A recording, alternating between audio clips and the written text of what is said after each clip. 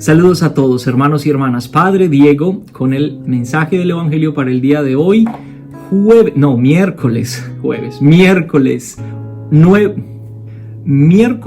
7 de julio. Vamos a escuchar hoy en el Evangelio de Mateo el capítulo 10, los versículos 1 al 7.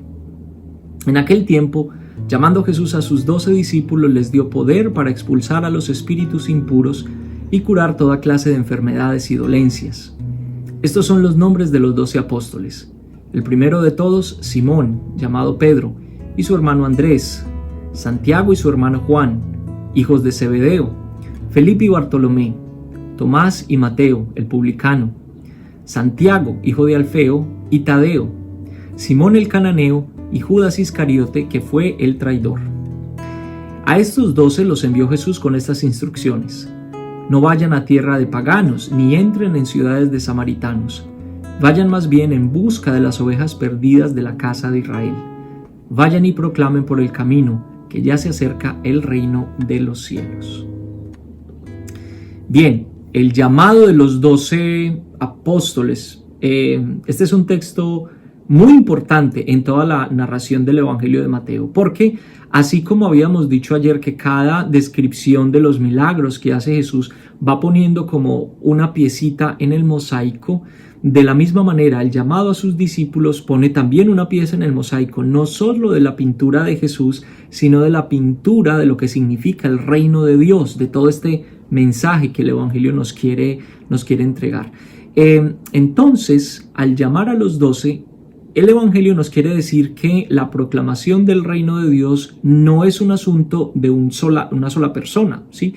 No es el show de una sola persona, sino que Jesús llama a aliados para que lo acompañen en su labor.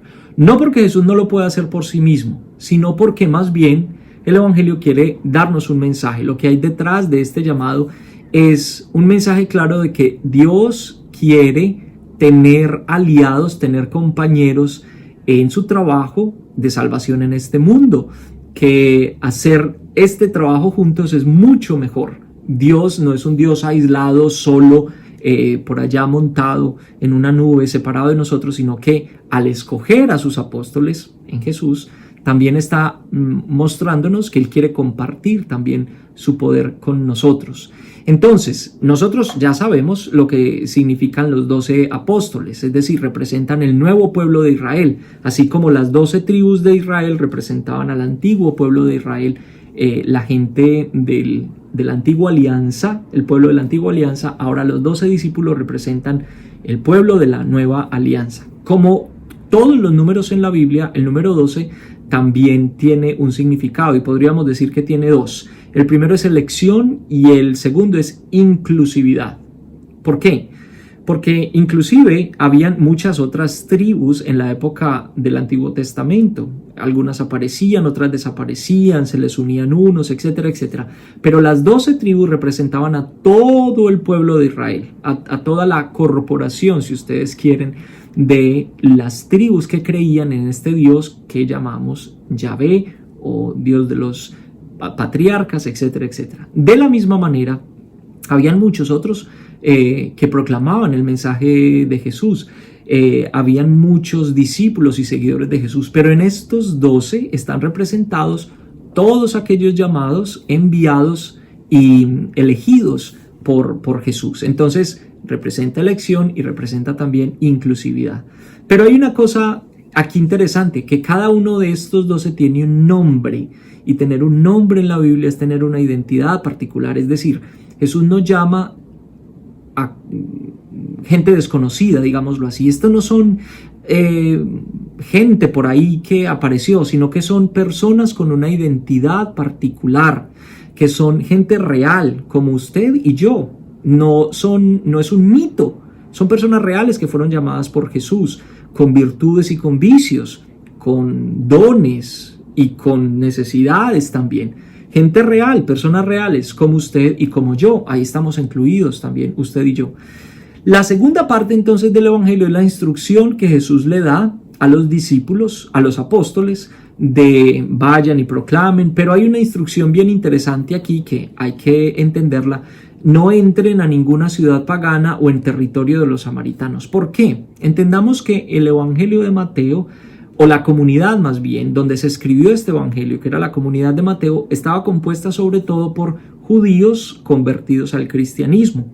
Entonces, en su mentalidad, digámoslo así, en la mentalidad del Evangelio y de la comunidad de Mateo, la gente pagana, los samaritanos, eran personas no muy gratas para los judíos, hacían parte como de los pueblos paganos, y los paganos todavía no tenían como parte en el reino de Dios. Primero, Jesús vino a proclamar, ojo, según la mentalidad de Mateo, no olvidemos eso, Jesús vino a proclamar el reino de los cielos primero a los judíos, ¿sí? Al final del Evangelio vamos a ver un cambio en la mentalidad, que ya los discípulos son enviados a todo el mundo, pero por lo pronto, digámoslo así, que hay como un ensayo, una maqueta inicial en esta proclamación del Evangelio. Primero vayan a las ovejas perdidas de Israel, ¿sí? A los judíos. Entonces, como les digo, al final del Evangelio va a haber un cambio aquí en esta mentalidad y el mensaje del Evangelio se va a proclamar a todo el mundo. Pero inicialmente, los discípulos o el mensaje del Evangelio era proclamado solamente al pueblo de Israel, a los judíos. Pero realmente lo que importa aquí, creo yo, es que Jesús quiere que sus discípulos compartan con él su poder. Jesús no retiene su poder. Esto es tan diciente para nosotros hoy en esta sociedad en la que vivimos como aferrándonos al poder, al control, no queremos compartir, no queremos delegar, queremos recibir nosotros toda la atención, etcétera, etcétera. Jesús quiere compartir su poder con los discípulos, quiere que ellos compartan la autoridad que tiene sobre las enfermedades, los sufrimientos, etcétera, etcétera.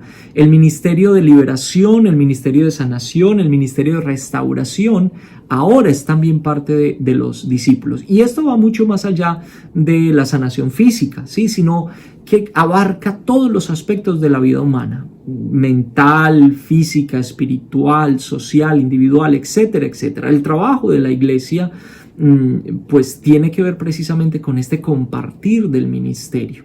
Además, usted y yo recibimos también ese poder. Por virtud del sacramento del bautismo, usted y yo tenemos ese mismo poder que Jesús le entregó a los apóstoles, ¿sí? Porque usted y yo también hemos sido llamados por Jesús para seguirlo, para servirlo y para proclamar el reino de los cielos. Vamos a leer nuevamente este evangelio.